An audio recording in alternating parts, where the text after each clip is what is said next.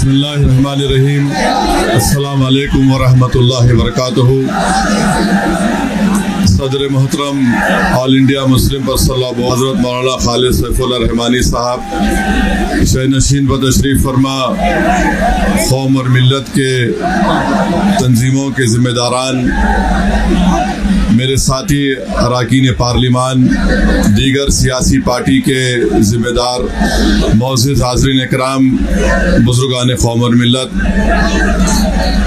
میں صرف آپ کے سامنے یہ عرض کرنا چاہ رہا ہوں کہ نریندر مودی کی حکومت وقف بل کو لا کر قانون بنانے کی جو کوششیں کر رہی ہے، ان کا مقصد ایک ہی ہے کہ اس ملک میں امن کو خراب کیا جائے. وزیر اعظم کا مقصد ایک ہی ہے کہ مسجد اور مندر کے نام پر عوام ہمیشہ لڑتے رہے، اور اس بل کا مقصد یہ نہیں ہے کہ وقف کی جائیدادوں کو مضبوط کیا جائے یا ان کی حفاظت کی جائے.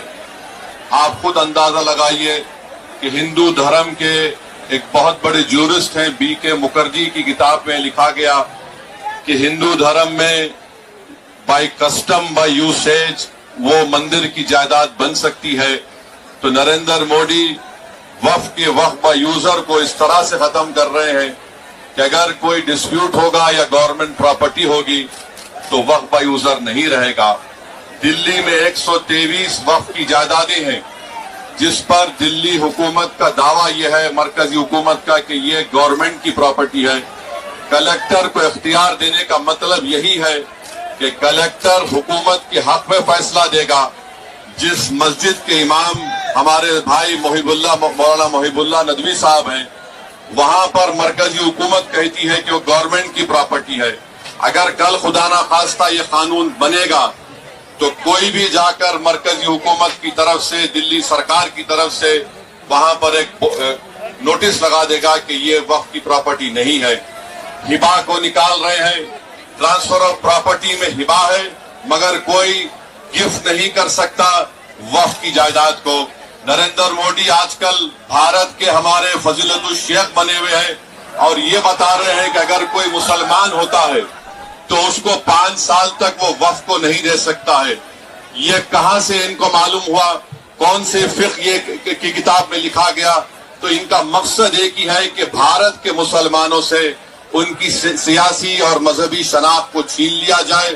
میں آپ کو بتا رہا ہوں کہ اس بل کا مقصد مسلمانوں سے مسجدوں کو چھیننا، درگاہوں کو چھیننا، قبرستانوں کو چھیننا، ایویکیو پراپرٹیز کو چھین لینا، یہ مقصد نریندر مودی کی حکومت کا ہے. اور ہم کوشن کر رہے ہیں چندرا بابو نائیڈو کو، ہمارے پاسوان صاحب کو اور نتیش کمار کو، یاد رکھیے دنیا جب تک قائم رہے گی، اگر آپ اس وقت نازک وقت میں اس بل کی تائید کریں گے تو آپ کو مسلمان کبھی نہیں معاف کرے گا، کیونکہ آپ کی تائید کی وجہ سے یہ بل قانون بنے گا.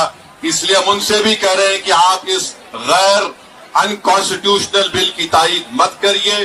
ہمارا مطالبہ صرف یہی ہے، اگر ہندو دھرم کی پراپرٹیز میں، مندروں میں، سکھوں کے گرودوارا میں کوئی غیر سکھ یا غیر ہندو ممبر نہیں بن سکتا تو مسلمان کے اس وقت میں کیوں بن سکتا ہے؟ تو یہ تمام چیزیں ہیں.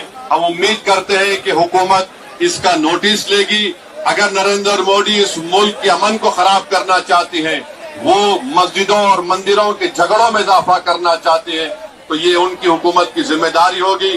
میں یہاں پر شکریہ ادا کرنا چاہوں گا ہمارے جوائنٹ ورکنگ کمیٹی پارلیمنٹ کے تمام اراکین کا، اور خاص طور سے کلیان بنرجی صاحب کا، ٹی ایم سی کے راجہ صاحب کا، ڈی ایم کے کا، ہمارے ناصر بھائی کا اور محب اللہ ندوی صاحب کا. ہم نے تمام بڑی کوششیں کی، ہم نے اپنی ڈسنٹ رپورٹ کو دیا، اور یہ انکانسٹیٹیوشنل ہے. اس کا کوئی بھی فائدہ وقف کو نہیں ہوگا. صرف وقف بورڈ کو برباد کرنے کے لیے، وقف جائیدادوں کو لوٹنے کے لیے حکومت یہ اینٹی کانسٹیٹیوشنل اور اینٹی مسلم کام کرنے جا رہی ہے. بہت بہت شکریہ.